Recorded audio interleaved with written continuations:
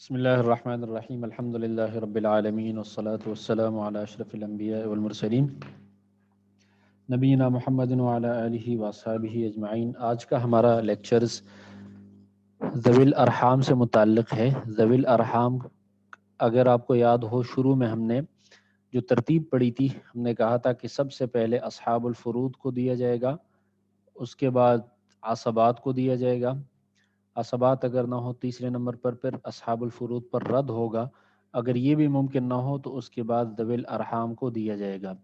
ذوی الارحام کی مثال جیسے کہ ماموں ہیں، خال۔ اب یہ ماموں جو ہے یہ نہ اصحاب الفروض میں ہے نہ عصبات میں ہے، ذوی الارحام میں سے ہے۔ تو ذوی الارحام سے مراد وہ رشتہ دار ہیں جو ان دو کیٹیگریز میں فال نہ کرتے ہوں۔ سب سے پہلے تو ارحام کا مطلب سمجھ دیں کہ یہ رحم کی جمع ہے، رحم کی جمع ہے، اور رحم جو ہے وہ بچہ دانی کو کہتے ہیں کہ جس میں بچہ ماں کے پیٹ میں ہوتا ہے۔ تو ذر رحم اس سے بنا ہے۔ ذر رحم جو ہے وہ اس کا اپنا معنی تو ہے رشتہ دار، کوئی بھی رشتہ دار ہو اس کو ذر رحم کہا جاتا ہے میراث کے اصطلاح میں، شریعت کے اصطلاح میں، میراث میں نہیں۔ لیکن میراث والوں کے ہاں جب کہا جاتا ہے کہ ذوی الارحام تو اس سے مراد وہ رشتہ دار ہے، وہ رشتہ دار کہ جو نہ تو اصحاب الفروض میں ہو، جو نہ اصحاب الفروض میں ہو اور نہ عصبات میں سے ہو، نہ عصبات میں سے ہو۔ اس کی عربی تعریف یہ ہے کہ کل قریب لیس بذی فرض ولا عصبہ۔ اس سے مراد ہر وہ رشتہ دار ہے جو نہ تو ذی فرض ہو، اصحاب الفروض میں سے ہو، اور نہ عصبات میں ہو، اور غالباً تکون بینہ وبین المیت انثی۔ ہمیشہ نہیں، غالباً اس کے اور میت کے درمیان بیچ میں عورت ہوتی ہے۔ جیسے اگر ماموں کو دیکھ لیا جائے، اس میں بیچ میں وہ اماں آ جاتی ہے، تو یا عام طور پہ بیچ میں عورت ہوتی ہے۔ جیسے اگر مثال کے طور پہ یہاں پہ دیکھ لیا جائے کہ زید کا ایک بیٹا ہے اور ایک بیٹی ہے، پھر اس بیٹی کی بیٹی اور اس بیٹے کی جو بیٹی ہے، یہ اس کو پوتی کہا جاتا ہے، یہ اصحاب الفروض میں سے ہے، اور یہ نواسی ہے، یہ ذوی الارحام میں سے ہے۔ کیوں؟ اس لیے کہ اس میں بیچ میں عورت ہے، بیچ میں عورت نہیں ہے۔ تو عام طور پہ ضروری نہیں ہے، ہمیشہ نہیں، عام طور پہ ذوی الارحام میں جو رشتہ دار ہوتے ہیں اس کے اور میت کے درمیان وہ بیچ میں عورت ہوتی ہے۔ پھر اس میں یہ بھی ذہن میں رکھیں کہ ذوی الارحام کو میراث دینے میں صحابہ کرام کے وقت سے اختلاف چلا آ رہا ہے۔ پہلا قول یہ ہے کہ لا یرثون، کہ ان کو میراث میں حصہ نہیں دیا جائے گا، اور جو بچ گیا والفاضل لبیت المال، جو مال بچ گیا، اصحاب الفروض بھی نہیں ہے، عصبات بھی نہیں ہے، تو یہ بیت المال میں جمع کیا جائے گا۔ وہ قول زید بن ثابت، اور یہ زید بن ثابت کا قول ہے رضی اللہ عنہ، اور اسی طرح وہ شافعیہ، امام شافعی اور امام مالک کا بھی یہی قول ہے کہ باقی مال جو ہے وہ بیت المال میں جائے گا، ذوی الارحام کو نہیں دیا جائے گا۔ ان کی دلیل یہ ہے کہ عام طور پہ قرآن و حدیث میں ذوی الارحام کا حصہ نہیں ڈیفائن ہوا، اور دوسری بات یہ ہے کہ ایک حدیث میں آتا ہے کہ حضور صلی اللہ علیہ وسلم سے ماموں کے میراث کے بارے میں پوچھا گیا، تو انہوں نے حدیث میں اس طرح ہے کہ حضور صلی اللہ علیہ وسلم نے کہا کہ اس کے لیے میراث میں کچھ بھی نہیں ہے۔ دوسرا قول جو ہے یہ ہے کہ یرثونا، کہ ان کو میراث میں حصہ ملے گا۔ وہ ہوا قول عامت الصحابہ، اور یہ عام صحابہ کرام، اکثر صحابہ کرام کی یہ رائے ہے، والحنفیہ، اور حنفیہ کی بھی یہی رائے ہے، والمتأخرین من الشافعیہ والمالکیہ، اور شافعیہ اور مالکیہ، مالکی حضرات اور شافعی حضرات میں بھی متاخرین کی رائے یہی ہے کہ بیت المال میں دینے سے بہتر یہ ہے کہ یہ جو رشتہ دار موجود ہے، اگرچہ پہلے دو کیٹیگریز میں نہیں ہیں، لیکن چونکہ رشتہ تو ان کے ساتھ ہے، اس لیے اس بیت المال میں دینے سے بہتر یہ ہے کہ ان کو دیا جائے۔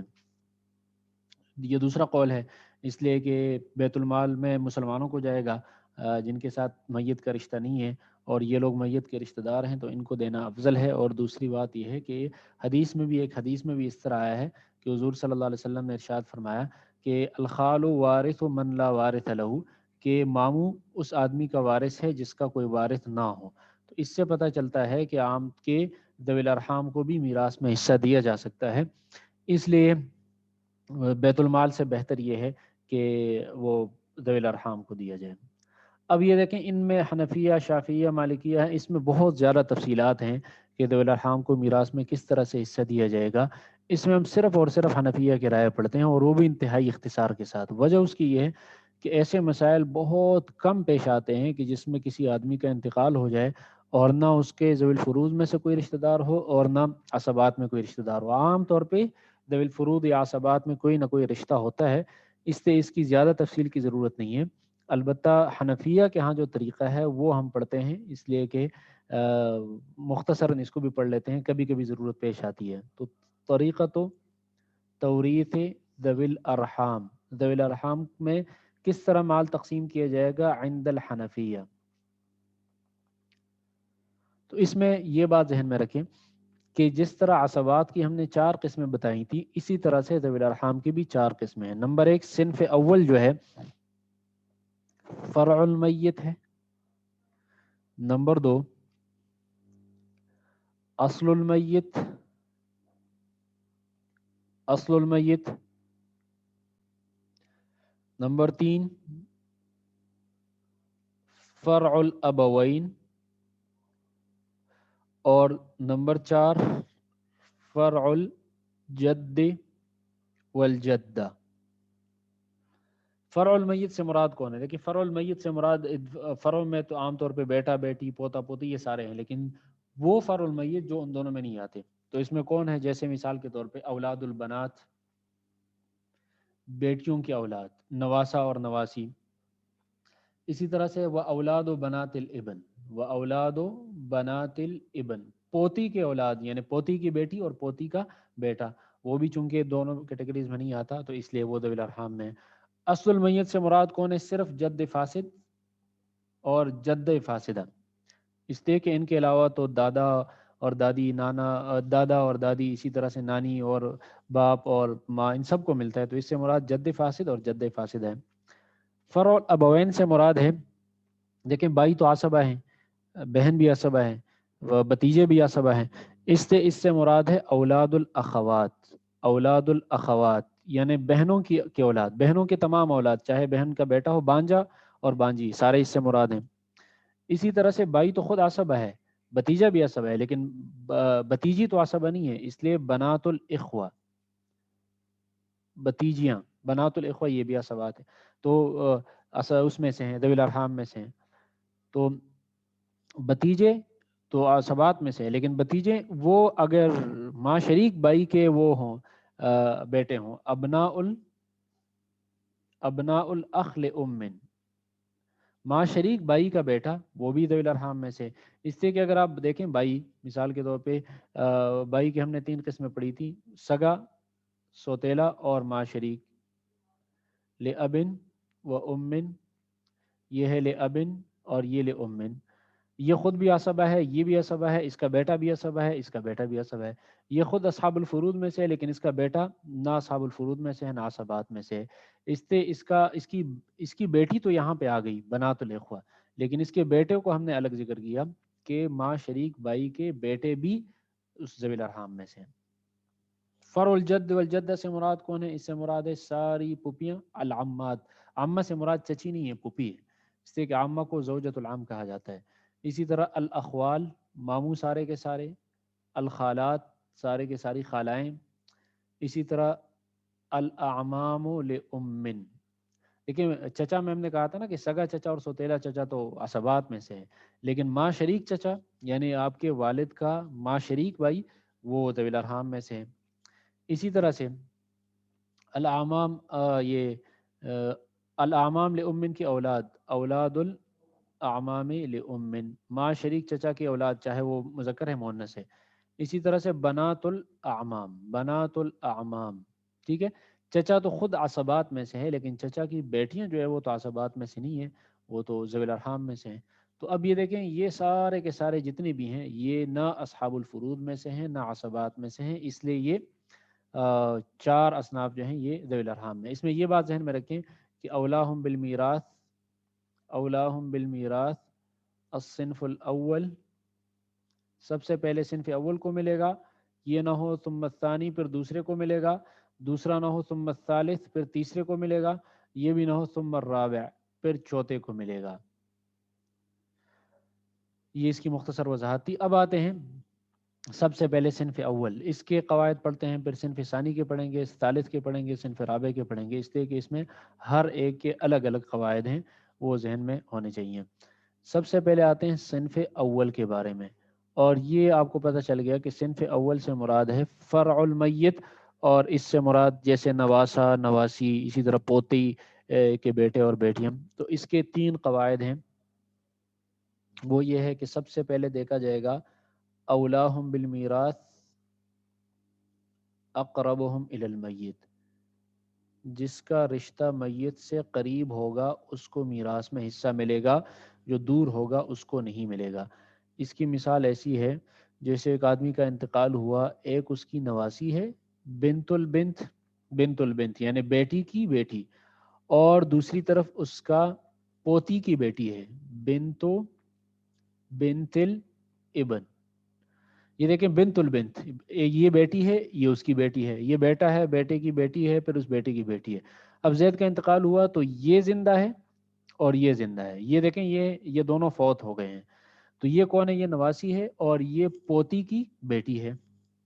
تو اب دیکھنا یہ ہے کہ اس کا رشتہ میت کے ساتھ ایک واسطے سے ہے، اس کا رشتہ میت کے ساتھ 2 واسطوں سے ہے، اس لیے اس کو میراث میں حصہ ملے گا اور اس کو نہیں ملے گا. اولاہم بالمیراث اقربہم الی المیت. دوسرا قاعدہ یہ ہے کہ عند استواء الدرجہ، اگر ان کا درجہ برابر ہو، کوئی ان میں دور اور نزدیک کا نہ ہو، پھر کیا کریں گے؟ ولد الوارث اولا، جس کی ماں یا جس کا باپ وارث ہو اس کو میراث میں حصہ ملے گا، دوسرے کو نہیں ملے گا. جیسے مثال کے طور پر بنت الابن اور دوسری طرف ہے ابنو بنت البنت. دیکھیں یہ پوتی کی بیٹی ہے، بنت الابن پوتی کی بیٹی ہے، اور یہ جو ہے یہ نواسی کا بیٹا ہے. اب یہ ہے تو بیٹا لیکن نواسی کا بیٹا ہے، اور یہ ہے تو مؤنث لیکن پوتی کا. اس کی جو ماں ہے یہ پوتی، اس کو میراث میں حصہ ملتا ہے، یہ جو ہے نا ذوی الفروض میں سے ہے. اور اس کی جو ماں ہے بنت البنت، یہ کوئی بھی نہیں ہے، نہ ذوی الفروض میں سے نہ عصبات میں سے. تو یہ وارث کی بیٹی ہے اور یہ غیر وارث کا بیٹا ہے، تو اس لیے اس کو میراث میں حصہ ملے گا، اس کو نہیں ملے گا. اس لیے کہ ولد الوارث اولا، جس کی ماں یا جس کا باپ وارث ہو اس کو میراث میں حصہ ملے گا، جس کی نہ ہو تو اس کو میراث میں حصہ نہیں ملے گا.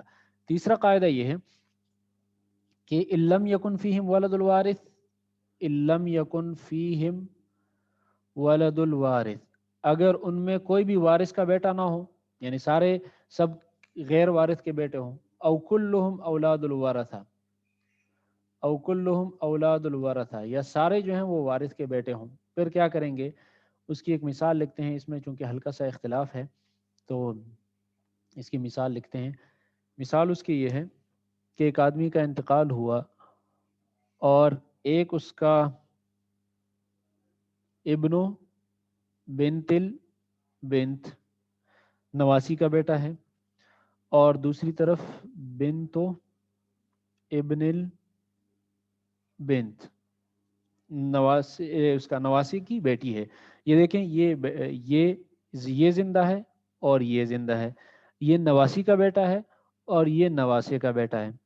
اب یہ مذکر ہے، یہ مؤنث ہے، نہ اس کی ماں وارث ہے اور نہ اس کا باپ وارث ہے، اس لیے ملے گا تو دونوں کو، اس پر تو اتفاق ہے. لیکن للذکر مثل حظ الانثیین کا قاعدہ کہاں پہ اپلائی کریں گے؟ تو امام ابو یوسف رحمۃ اللہ علیہ کے دیکھیں اس کو بطن کہا جاتا ہے. یہ پہلا بطن ہے، یہ دوسرا بطن ہے، دوسری نسل ہے، یہ تیسری نسل ہے. امام ابو یوسف رحمۃ اللہ علیہ کے یہاں سب سے آخری بطن جو ہے اس میں مذکر اور مؤنث کا قاعدہ اپلائی کریں گے کہ اس کو ڈبل ملے گا، اس کو سنگل ملے گا، کل مال 3 حصوں میں تقسیم کیا جائے گا، 2 اس کو ملے گا اور 1 اس کو. تو یہ امام ابو یوسف رحمۃ اللہ علیہ کے یہاں مذکر اور مؤنث کو دیکھیں گے سب سے آخر میں. اور امام محمد رحمۃ اللہ علیہ فرماتے ہیں کہ نہیں، سب سے پہلے جہاں پہ اختلاف آیا ہے وہاں سے اس کو لیں گے.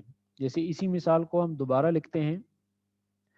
امام محمد رحمۃ اللہ علیہ فرماتے ہیں کہ دیکھیں اس پہلے بطن میں دیکھیں یہاں پر بیٹی ہے، یہاں پر بیٹی ہے، دوسرے میں یہاں پر بیٹی ہے اور یہاں پر بیٹا ہے. تو وہ کہتے ہیں کہ یہاں پر مال تقسیم کریں گے سب سے پہلے، کہ بنت کو سنگل ملے گا اور ابن کو ڈبل ملے گا، کل مال 3 حصوں میں تقسیم ہو جائے گا. پھر یہی ایک، چونکہ یہ زندہ نہیں ہے، یہی ایک نیچے آ جائے گا، اس کو ایک حصہ ملے گا، اور یہی دو نیچے آ جائیں گے، اس کو دو حصے ملیں گے۔ تو مسئلہ الٹا ہو گیا، امام ابو یوسف کے ہاں اس لڑکے کو ڈبل، لڑکی کو سنگل، امام محمد کے ہاں اس لڑکے کو سنگل اور اس لڑکی کو ڈبل، اس کو اپنے باپ کا حصہ مل گیا، اس کو اپنے ماں کا حصہ مل گیا۔ اس لیے امام محمد رحمۃ اللہ علیہ کے ہاں سب سے پہلے چونکہ اختلاف ہی مذکر اور مؤنث کا اس بطن میں آیا ہے، اس لیے سب سے پہلے مال کو یہاں پہ تقسیم کیا جائے گا، پھر اس کے نیچے آئیں گے۔ تو اگر سارے وارث کے اولاد ہوں یا ان میں کوئی بھی وارث کا بیٹا نہ ہو تو عند ابی یوسف امام ابو یوسف رحمۃ اللہ علیہ کے ہاں یعتبر الذکورۃ والانوثہ، مذکر اور مؤنث کا اعتبار کیا جائے گا، فی الفروع، فروع میں، اولاد میں، سب سے آخر میں، وعند محمد، اور امام محمد رحمۃ اللہ علیہ کے ہاں فی الاصول، اصول میں اعتبار کیا جائے گا۔ اصول میں اعتبار کا مطلب یہ ہے کہ ان کے جو ماں باپ ہیں، سب سے پہلے جہاں پر اختلاف آیا ہے تو وہاں سے اس کو ہم شروع کریں گے۔ یہ مختصر وضاحت تھی صنف اول کی، جو کہ میت کی اولاد وغیرہ ہیں۔ اب اس کے بعد آتے ہیں صنف ثانی پر۔ صنف ثانی سے مراد جیسے جد فاسد ہے اور جد فاسدہ ہے، اس کے قاعدے بھی اس سے ملتے جلتے ہیں۔ جیسے مثال کے طور پہ اگر ہم دیکھیں، پہلا قاعدہ ہے اولاہم بالمیراث اقربہم الی المیت، اولاہم بالمیراث اقربہم، جو میت کے قریب ہوگا اس کو میراث میں حصہ ملے گا۔ جیسے اس کی مثال یہ ہے کہ ایک طرف ہے ابو ام الام اور دوسری طرف ہے ابو الام۔ دیکھیں زید کا انتقال ہو گیا، ایک یہ نانا زندہ ہے اور ایک یہ زندہ ہے۔ یہ دیکھیں یہ ماں کی ماں کا باپ ہے، یعنی نانی کا والد ہے، اور یہ ماں کا والد ہے، یہ دونوں زندہ ہیں۔ اب دیکھیں اس کا رشتہ میت کے ساتھ دو واسطوں سے ہے، اس کا رشتہ میت کے ساتھ ایک واسطے سے ہے، اس لیے یہ بھی جد فاسد ہے، یہ بھی فاسد ہے، لیکن اس کو ملے گا اور اس کو نہیں ملے گا، اس لیے کہ یہ قریب ہے اور یہ دور ہے۔ پہلا قاعدہ ہو گیا۔ دوسرا قاعدہ یہ ہے عند الاستواء، اگر ان کا درجہ برابر ہے تو من یدلا بوارث اولا، من یدلا بوارث اولا، جس کا رشتہ اس وارث کے واسطے سے ہو تو وہ اس کو میراث میں حصہ ملے گا۔ اس کی مثال ایسی ہے جیسے ابل ام اور دوسری طرف سے ہے ابو ام الام، یہ جو ہے یہ نانے کا والد ہے، یہ دیکھیں باپ اور ماں، ماں کے باپ کا باپ نانا کا والد ہے، اور یہ نانی کا والد ہے، یہ نانا کا والد ہے اور یہ نانی کا والد ہے، دونوں جد فاسد ہیں۔ لیکن یہ جو ہے یہاں پر یہ نانا کا والد ہے، نانا جو ہے وارث نہیں ہوتا، تو اس کا رشتہ میت کے ساتھ غیر وارث کے نسبت سے ہے، توسط سے، اور اس کا رشتہ میت کے ساتھ وارث کے توسط سے، اس لیے کہ یہ نانی ہے، نانی کو تو میراث میں حصہ ملتا ہے، یہ وارث ہے، اور یہ نانا ہے، نانا جو ہے وہ غیر وارث ہے، تو اس لیے یہ اس کا رشتہ غیر وارث کے توسط سے ہے، اس کو نہیں ملے گا، اور اس کا رشتہ وارث کے توسط سے ہے، اس لیے اس کو میراث میں حصہ ملے گا۔ تیسرا قاعدہ اس کا یہ تیسرا کہ اگر سارے کے سارے انکانو، اگر سب جو ہے نا یدلون بوارثن، سب کا رشتہ وارث کے توسط سے ہو، او لم یکن فیہم وارث، او لم یکن فیہم وارث، یا ان میں کوئی بھی وارث نہ ہو، واتحدت قرابتہم، اور ان کا رشتہ بھی ایک جیسے ہو۔ رشتہ ایک جیسے کا مطلب یہ ہے کہ یا تو باپ کے توسط سے ہو یا ماں کے توسط سے ہو، تو پھر کیا کیا جائے گا، یقسم المال بینہم، مال کو ان کے درمیان تقسیم کیا جائے گا۔ اگر ان میں مذکر اور مؤنث ہے تو مذکر اور مؤنث کا خیال رکھتے ہوئے ان کے درمیان مال تقسیم کیا جائے گا۔ اس کی مثال ایسی ہے جیسے مثال کے طور پر ایک آدمی کا انتقال ہوا اور یہ اس کی والدہ ہے، یہی اس کی والدہ ہے، پھر اس والدہ کا ایک والد ہے، ادھر بھی والد ہے، یہ دونوں والدہ بھی ایک ہے، یہ دونوں والد بھی ایک ہے، پھر اس کا ایک والد ہے اور اس کی ایک والدہ ہے۔ اب یہ دیکھیں یہ زندہ ہے اور یہ زندہ ہے، یہ کون ہے، یہ نانا کا والد ہے اور یہ نانا کی والدہ ہے۔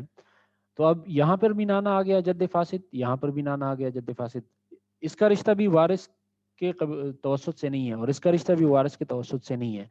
واتحدت قرابتوں اور دونوں کا رشتہ بھی متحد ہے. اتحاد رشتے کا مطلب یہ ہے کہ اس کا رشتہ بھی ماں کی طرف سے ہے اور اس کا رشتہ بھی ماں کی طرف سے ہے. تو مال کو دونوں میں تقسیم کیا جائے گا اس طرح سے کہ اس کو ڈبل اور اس کو سنگل. للذکر مثل حظ الانثیین کے قاعدے کے مطابق تقسیم کیا جائے گا. تو اس کو 2 حصے دیں گے, اس کو 1 حصہ ملے گا. 3 پہ مال تقسیم ہو کے 2 حصے اس کو اور 1 حصہ اس کو ملے گا. نمبر 4 یہ ہے کہ ان اختلفت قرابتہم, اگر ان کی قرابت میں بھی اختلاف ہو کہ ایک کا رشتہ میت سے والد کے واسطے سے ہو اور دوسرے کا رشتہ والدہ کے واسطے سے ہو, پھر کیا کریں گے؟ فالثلثان لقرابت الاب, جس کا رشتہ باپ کی طرف سے ہو اس کو 2/3 ملے گا. والثلث لقرابت الام, اور جس کا رشتہ ماں کے واسطے سے ہو اس کو 1/3 حصہ ملے گا. 1/3 حصہ اس کو ملے گا. اس کی مثال لکھتے ہیں.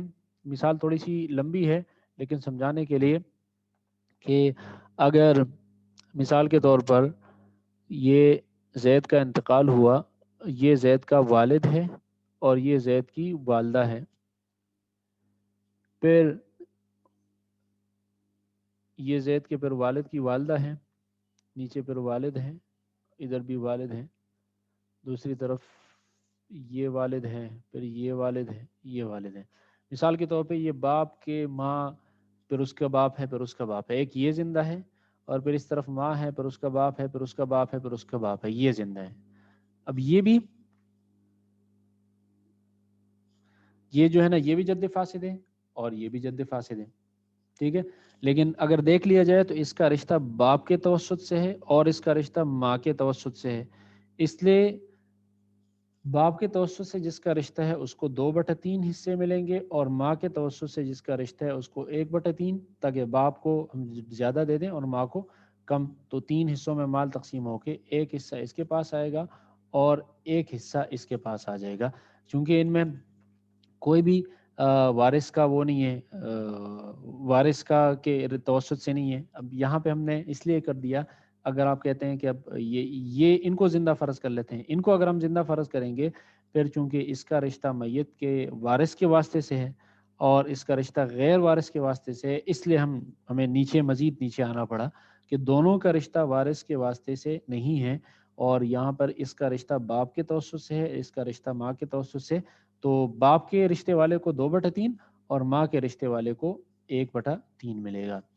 یہ صنف ثانی تھا. صنف ثالث جو ہے, صنف ثالث چونکہ بتیجے وغیرہ ہیں, صنف ثالث اس لیے اس کو تفصیل کی ضرورت اس لیے نہیں ہے کہ الحکم فیہم مثل الصنف الاول, یہ بالکل صنف اول کی طرح ہے کہ جیسے بتیجیاں اور بانجے اور بانجیاں وغیرہ ہیں تو دیکھا جائے گا اگر ایک آ جائے تو پورا اس کو ملے گا, اگر زیادہ ہوں تو دیکھا جائے گا اگر ان سب قریب ہو کوئی اور کوئی دور ہے تو قریب والے کو ملے گا, دور والے کو نہیں ملے گا. اگر دونوں رشتوں میں قریب اور قرب اور بعد میں برابر ہیں, جس کا رشتہ وارث کے واسطے سے ہو اس کو ملے گا, جس کا رشتہ غیر وارث کے واسطے سے ہو اس کو نہیں ملے گا.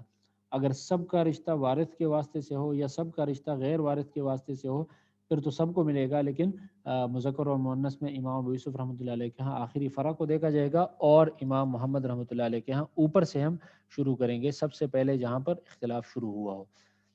صنف رابع کی طرف آتے ہیں. صنف رابع سے مراد جیسے وہ چچا اور خالہ اور ماموں وغیرہ, چچا میں بھی ماں شریک چچا, تو یہ ان کے قاعدے بھی تقریباً 4 قواعد ہیں, بالکل آسان ہیں. سب سے پہلا قاعدہ یہ ہے کہ اذا انفرد واحد منهم, اگر ان میں سے کوئی ایک آیا,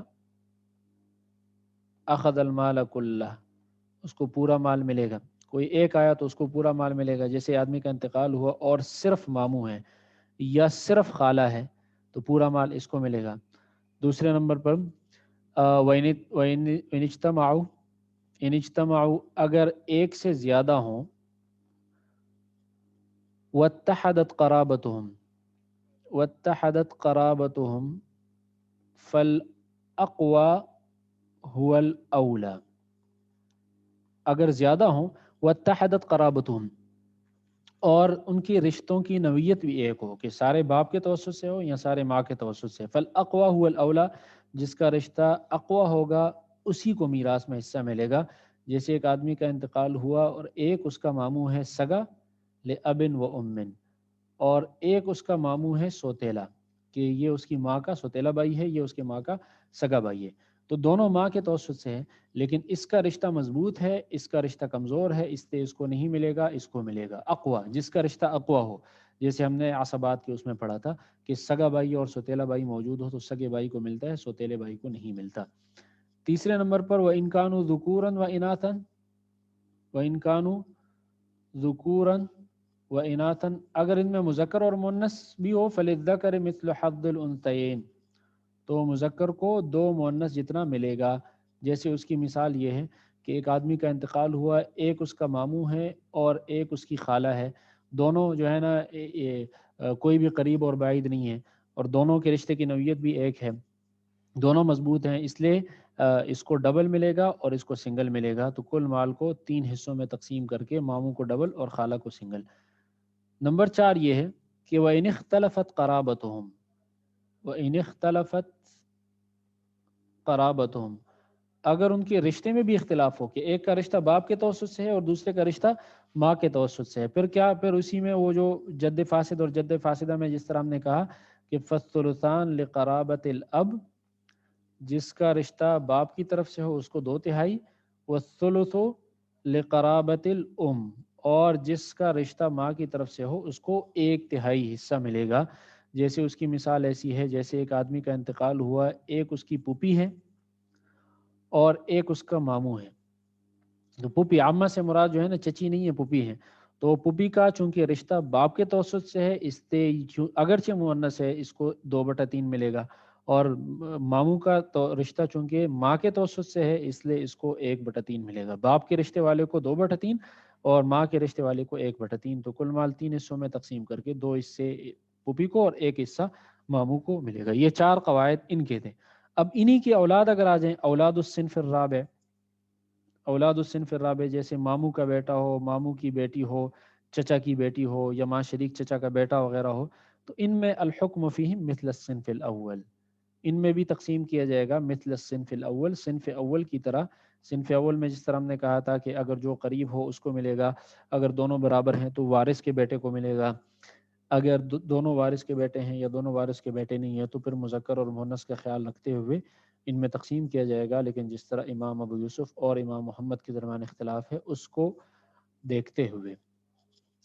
اب یہ ذوی الارحام کی مختصر تفصیل تھی، اس کی مزید تفصیل ہم اس لیے نہیں جانا چاہتے کہ عام طور پہ ایسے مسائل بہت کم آتے ہیں جس میں عصبات اور ذوی الفروض نہ ہو، اصحاب الفروض نہ ہو، اور اس میں آپ کو ذوی الارحام میں تقسیم کرنے کی ضرورت پیش آئے، لیکن مختصراً ہم نے اس کی وضاحت کر دی، اس لیے کہ یہ بھی میراث کا ایک اہم چیپٹر ہے تاکہ اس کو سمجھنے میں آسانی ہو اور مختصراً اس کی وضاحت ہو جائے، ورنہ اس سے آگے پھر اس میں مزید تفصیلات ہیں، بلکہ شافعیہ اور مالکیہ وغیرہ کے ہاں اس میں مزید اور مختلف آراء ہیں، تو اس کی تفصیل میں جانے کی ضرورت نہیں ہے۔